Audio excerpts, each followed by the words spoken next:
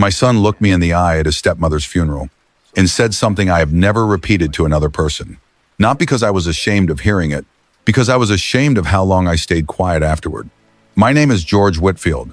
I'm 66 years old. I was a high school history teacher for 14 years, then a principal for 18 more. I retired the same week Dorothy's oncologist used the word aggressive in a sentence that didn't involve a football score.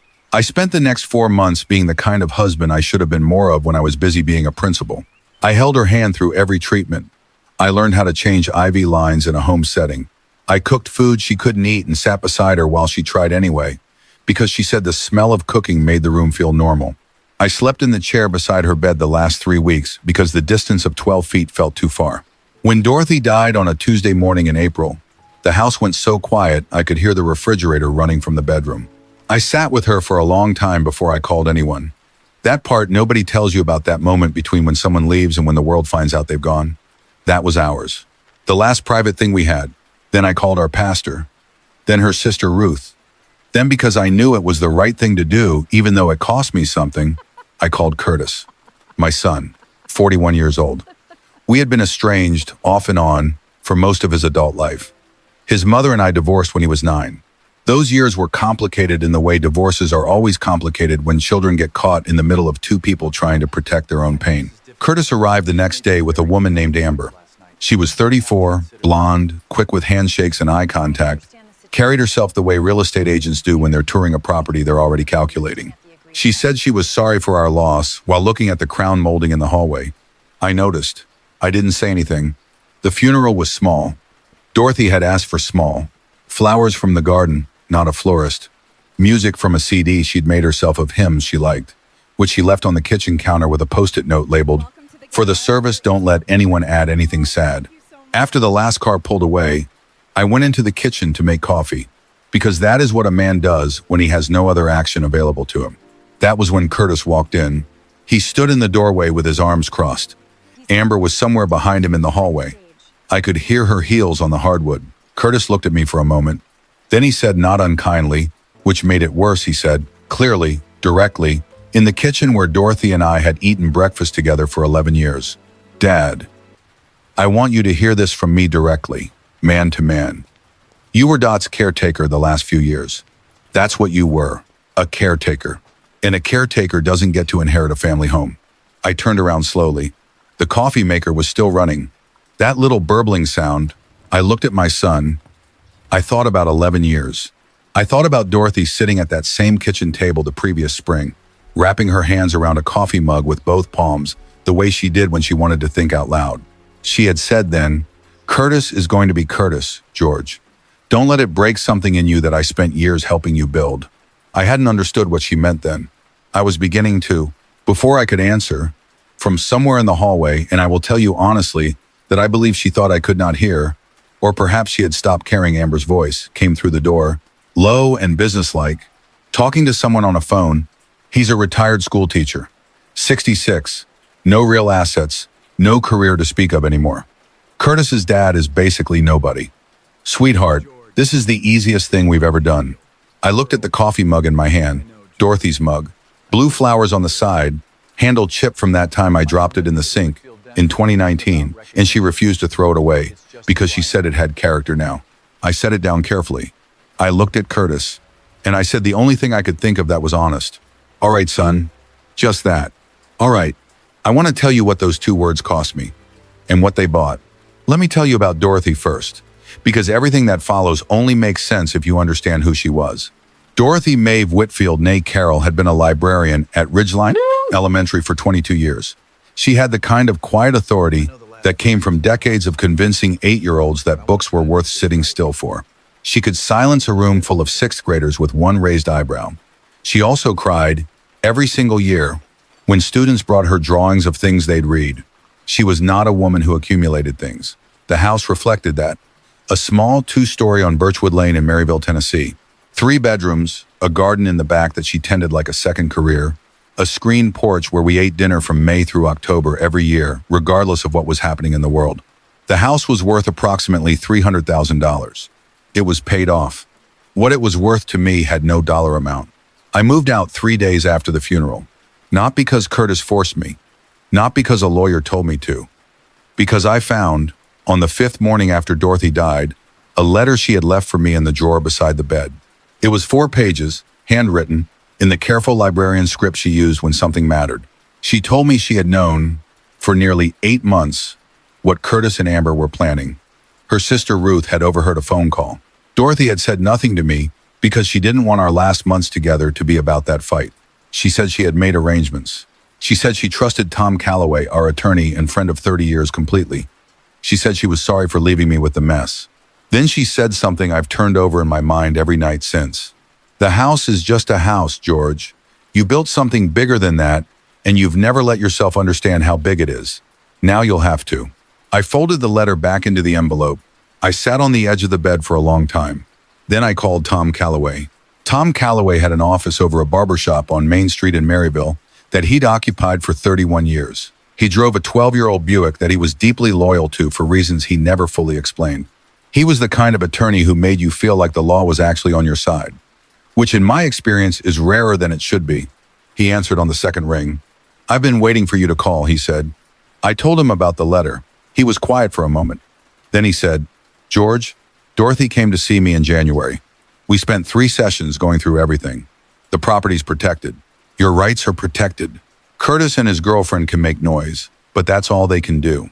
"I know," I said. "That's not why I'm calling." A pause. "Then why are you?" "Because I need to understand what she knew. What she built." "She said she made arrangements." Another pause. Longer this time. Then Tom said, carefully, "George, Dorothy didn't just protect the house. She had me document 18 years of financial contributions, tuition, medical bills, emergency loans. The figures are significant." "What figures?" "Your son has received, through various channels, just over $214,000 over the last 18 years, primarily from you, with Dorothy's knowledge and participation. Paid for his college tuition after his mother couldn't, his first apartment deposit, his car when the transmission went in 2013, his medical debt from that shoulder surgery in 2018, the one he told people his insurance covered." The line was quiet. I looked out the window of my rental apartment, a clean, small, 1-bedroom place on the 3rd floor of a building on College Avenue that smelled like other people's cooking and had a view of a parking lot. "He doesn't know?" I said. "He doesn't know the total," Tom said. "Bits and pieces, maybe, but not all of it, and not that it's documented." "Dorothy documented all of it?" "She was a librarian for 22 years, George. The woman knew how to keep records." I sat with that for a long time after we hung up. Here is the thing people misunderstand about quiet men. We're not quiet because nothing is happening inside. We're quiet because we made a decision at some point, usually early in life, that the inside was ours to manage. You deal with what's in front of you. You fix what can be fixed. You don't hand your interior life to other people and expect them to know what to do with it. My father was a carpenter. He built furniture in a garage workshop from the time I was 7 until the year he died. He never talked about what the furniture meant to him. He just made it, and when you sat in it, you understood. That's the tradition I come from. For most of my adult life, the teaching years, the principal years, I did my job without much commentary. I built a school district's math scores from 42nd in the state to 11th. I hired teachers that 3 other districts had turned down and watched them become extraordinary. I raised more money for school infrastructure in 2 decades than the district had seen in 4. And I did all of it without making it about me, because the work was the point, not the credit. The other thing I built was quieter. In 1998, 2 years before Dorothy and I married, I co-founded a small construction company with a man named Earl Denton. We built schools, public schools, mostly in rural and underserved districts across Tennessee and Georgia and parts of Virginia. The work paid reasonably well. The mission paid better. By the time Dorothy got sick, the company had completed 61 school projects, employed an average of 340 people annually, and had quietly endowed a scholarship fund that had put 312 students through community college. I had not been on the board in an active capacity since 2019. Earl ran the day-to-day. I stayed a silent partner with enough equity to matter. I drove an 11-year-old Ford pickup.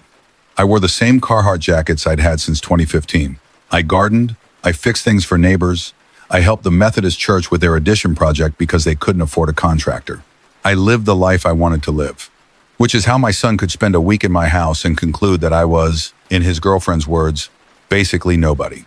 The 3 weeks after I moved into the College Avenue apartment, I did not contact Curtis. I want to be honest about why. Part of it was grief. Real grief, the kind that sits in your chest like a fist and makes you walk through days at half speed. I'd lose 20 minutes staring at the parking lot. I'd put the kettle on and forget about it until the whistle went off and startled me back into the room. I drove past the Ridgeline Elementary Library 3 times without remembering I'd done it until I was already home. But another part, and this is the part I'm less proud of, another part was watching. Curtis and Amber had listed the house with a Knoxville real estate agency 2 weeks after the funeral. Amber's agency, Dorothy's Garden, was already being photographed. The listing said charming 2-story, recently refreshed, motivated estate seller. Recently refreshed. 11 years of Dorothy's life in that house. Tom sent me the listing. I looked at it once, set my phone down, and went to make coffee. Motivated estate seller. I circled March 14th on my calendar. Earl's company was hosting its annual scholarship benefit at the Knoxville Convention Center. It was a fundraising dinner for the School Scholarship Fund Black Tie. About 400 attendees, education leaders, school board members, community donors. Earl had been asking me to come back for 3 years. I had declined for 3 years. I called Earl. "You're coming?" He sounded surprised. "I'm coming. Should I have them add you to the program?" "Add me to the seating chart. That's enough." There was a pause. Then Earl said, with the particular tone of a man who has known you for 26 years and understands what you're not saying, "All right, George." I hung up. Then I looked at my phone and pulled up the property listing one more time. In the suggested contact section at the bottom, where it said contact the listing agent, I saw the name. Amber Reese, licensed Tennessee real estate professional. She had listed her own phone number, her own headshot. She was smiling in the photo. I made note of it and closed the app. The apartment was smaller than any place I'd lived since 1982. 1 bedroom, a kitchen with a 2-burner stove, and a window that looked out at a brick wall. The building had a laundry room in the basement that smelled like warm lint and someone's dryer sheets. I didn't mind it. After 4 months in a house where the silence had weight, where every room held something of Dorothy's, the simplicity of that small apartment felt almost like medicine. I set up a folding table by the window and began going through the records Tom had sent me. Not the legal documents specifically, the history. 26 years of financial entries. Quiet transfers, carefully tagged, most of them unremarkable. A pattern of giving that Dorothy and I had never discussed openly, because we both knew that discussing it would make it about us, and it was supposed to be about Curtis. He had been 9 years old when his mother and I divorced. His mother, Sandra, had remarried well eventually, but the years between the divorce and her second marriage were hard ones. I paid child support. And I paid more than child support, because that's what you do when a child is involved and you have the means to do it. When Curtis turned 18 and went to college, I paid tuition, not through Sandra, directly, quietly, without fanfare.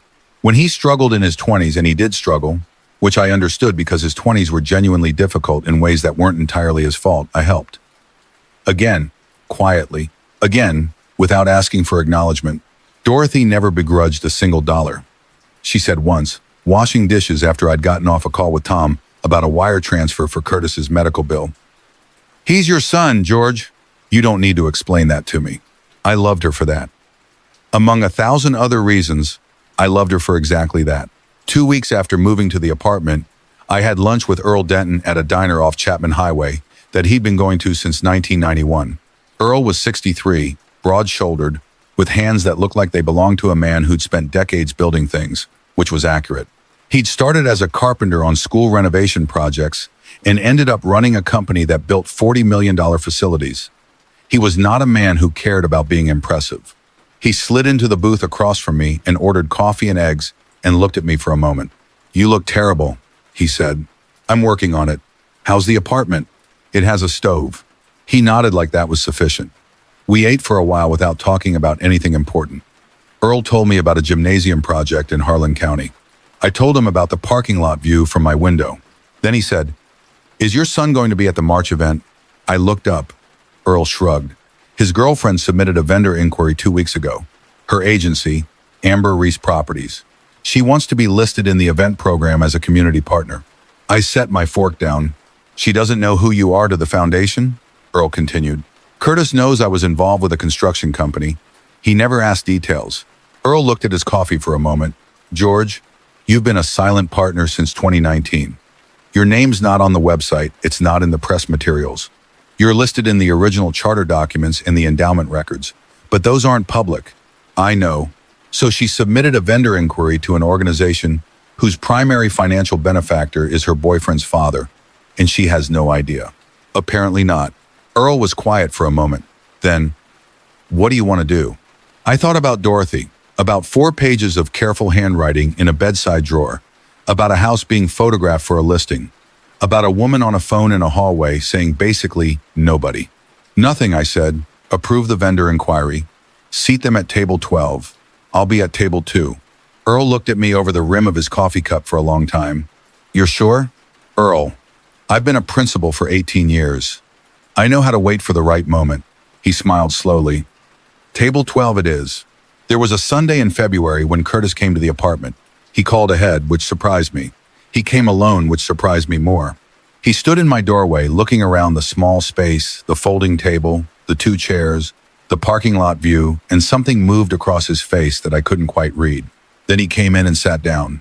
For a while we talked about nothing, the logistics of the estate, Dorothy's sister Ruth, a cousin's new baby, the particular conversational filler of 2 people who don't know how to start the real conversation.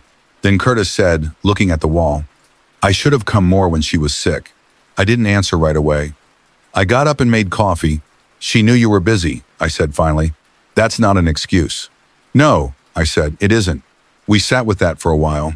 Curtis looked at the folding table, at a stack of records I'd been going through. What's all that? Old paperwork. He nodded. Didn't ask more. After a while, he said, in a different voice, the voice of someone testing uncertain ground, Amber thinks the house will move quickly. Spring market. I poured 2 coffees and set one in front of him. She's probably right, I said. He looked at me. You're not going to fight this? Fight what? He stopped. The estate, the house. I sat down across from him. I thought about how to answer. Then I said, Curtis, your stepmother trusted me to handle things the right way. I intend to do that. He was quiet. I could tell that wasn't the answer he'd expected. He'd come here, I understood this now because Amber had sent him. To assess the situation, to see if I was preparing a legal challenge, to determine whether the path was clear. He looked at the mug in his hands, blue flowers, chipped handle. That's Dot's mug, he said. Yes. He set it down. Something shifted in his face, something small, like a door briefly opening and then closing. He left an hour later. I don't think he reported back to Amber accurately. I think he told her I wasn't a threat. And I think part of him, saying that, might have been hoping he was right. The month of March was cold and then suddenly warm the way Tennessee springs decide things. 1 week still gray, the next week red buds on the trees and mud in the garden. Dorothy would have been paying close attention to the garden by then. I found myself in the backyard of the Birchwood Lane house one Saturday in early March. Curtis had given me a week to collect remaining personal items, an agreement that Tom had formalized with timestamps, which I was grateful for in retrospect. I moved through the room slowly. I was not performing grief. I was just moving slowly because the house asked it of you. In the kitchen, on the hook by the back door, I found what I'd come back for without consciously knowing I'd been looking for it. Dorothy's hat. The wide-brimmed fabric hat in pale mint green that she'd bought at a shop on Market Square in Knoxville and worn through every chemo session. She'd worn it because her hair came out in the second treatment and she refused, she said, to grieve her own hair. She found the hat, wore it home, and announced that she had excellent taste in hats. She did. She looked beautiful in it. I took it off the hook, held it for a moment, then tucked it carefully into the last box. From upstairs, I heard Curtis moving through the master bedroom. Heard him pick something up, set it down. Then he appeared at the kitchen doorway, holding a small framed photo, one of Dorothy and me from 2014, on the back porch with cups of coffee, both of us laughing at something just outside the frame. Do you want this? He asked. Yes, I said. He came down and handed it to me without another word. Then he went back upstairs. That moment cost him something. I saw it cost him something. I filed it away. The March 14th scholarship benefit was held in the grand ballroom of the Knoxville Convention Center. 400 chairs, round tables with white linens, a stage at the front with a podium and a screen that cycled through photos of school projects and scholarship recipients. The kind of event where the catering is better than average and the speeches are shorter than average because everyone there knows the money is the point and the speeches are the courtesy. I got there early, which I do for everything. 18 years as a principal trains you to arrive before the room is ready. I was wearing a suit Dorothy had bought me in 2021 for her niece's wedding. Dark gray, well cut, the only suit I owned that she had called presentable without looking like you tried too hard. I wore it because I wanted to feel her in the room. Earl found me near the entrance and shook my hand. Longer than necessary. You look good, he said. I look like a retired schoolteacher who got dressed up. That's what I said. We smiled. He walked me to table 2, near the stage. The room filled gradually. Education officials, school board members, county commissioners, teachers, parents of scholarship recipients, local business people who supported the foundation with a particular combination of generosity and self-interest that made events like this possible. I recognized many faces. Most of them recognized me. There were handshakes and conversations, and several people who said they were sorry about Dorothy, and I thanked them and meant it. I was speaking with the superintendent of Anderson County Schools, a woman named Patricia Odom I'd known for 15 years when I saw them arrive. Curtis was wearing a blazer. He looked uncomfortable in it. Amber was in a dark dress that was correct for the event and surveying the room the way she'd surveyed the crown molding in the hallway, that same quiet inventory. They found their table, table 12. Near the back, Amber accepted a program from the event coordinator.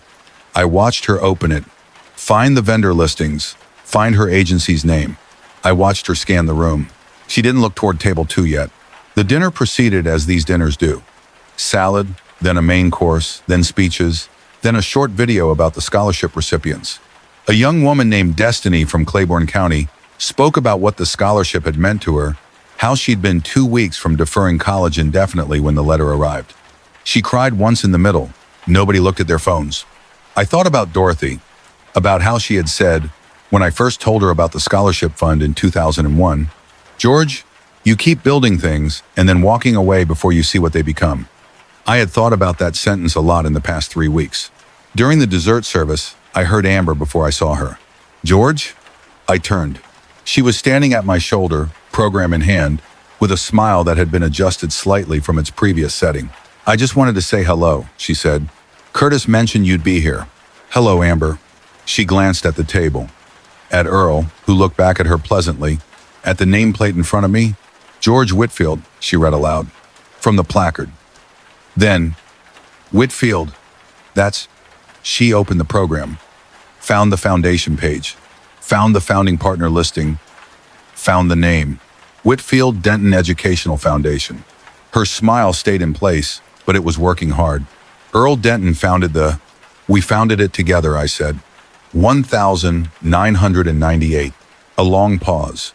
The kind that has several emotions moving through it at different speeds. "You're the..." "Silent partner," I said. "I've preferred it that way." She looked at the program once more, then at me. Then, slowly, at the back of the room at Curtis, who was still seated at table 12 and had not yet looked up from his phone. "I didn't know," she said quietly. "I know you didn't." Her composure was intact, but barely. I had watched enough students try to hold themselves together under pressure to recognize the specific quality of a person, realizing that the ground they were standing on was different than they thought. She excused herself, walked back toward table 12. I watched her lean down and speak to Curtis, watched him look up, watched him look across the room at me, at table 2, with a completely different expression than he'd worn in my kitchen at the funeral. Then Amber picked up her clutch and walked toward the exit.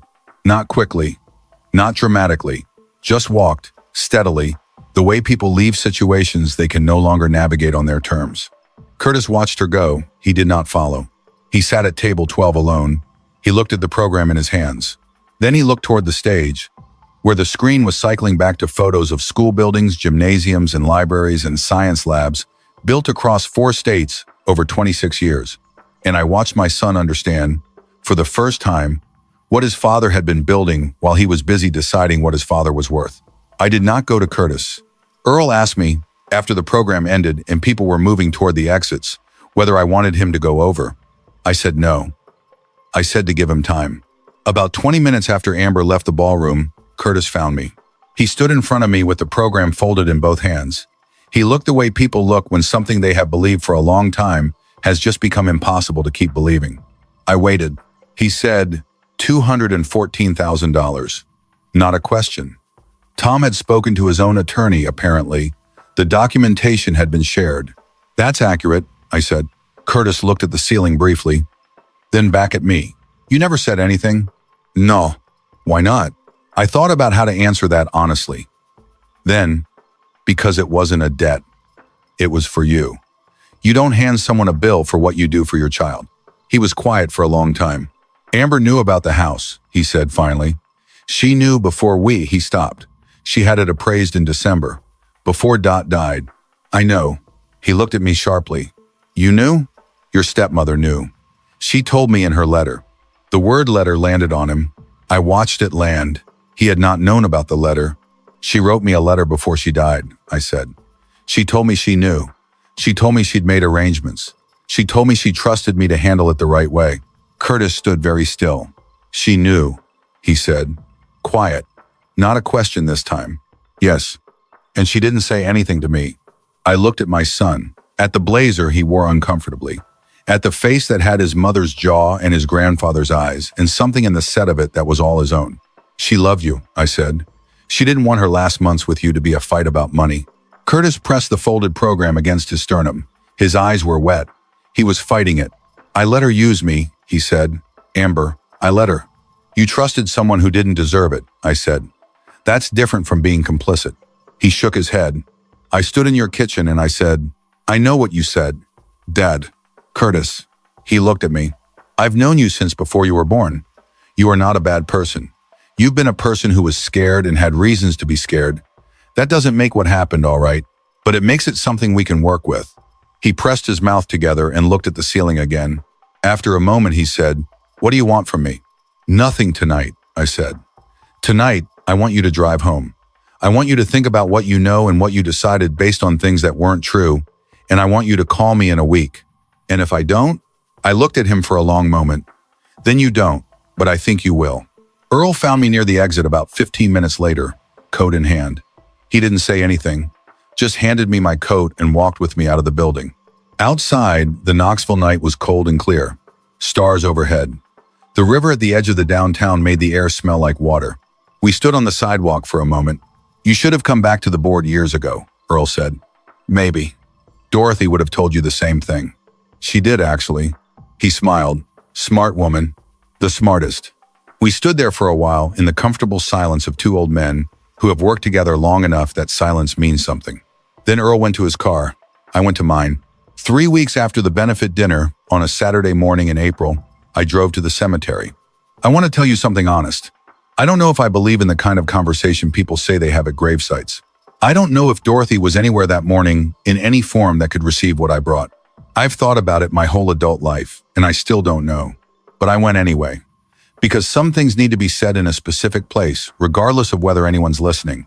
I brought her hat, the mint green fabric hat. I'd had it in my apartment for 2 months, on the hook by the door, which was the appropriate place for it. I brought it with me and I set it against the stone. I stood there for a long time. I thought about the letter, about you built something bigger than that, and you've never let yourself understand how big it is. I want to be honest about what I felt at that moment, because I think the honest answer is complicated. I did not feel vindicated. That word implies the experience was worth the pain it cost, and I don't believe any version of this experience was worth losing Dorothy. I don't believe what happened in that kitchen on the day of her funeral was a setup toward a satisfying conclusion.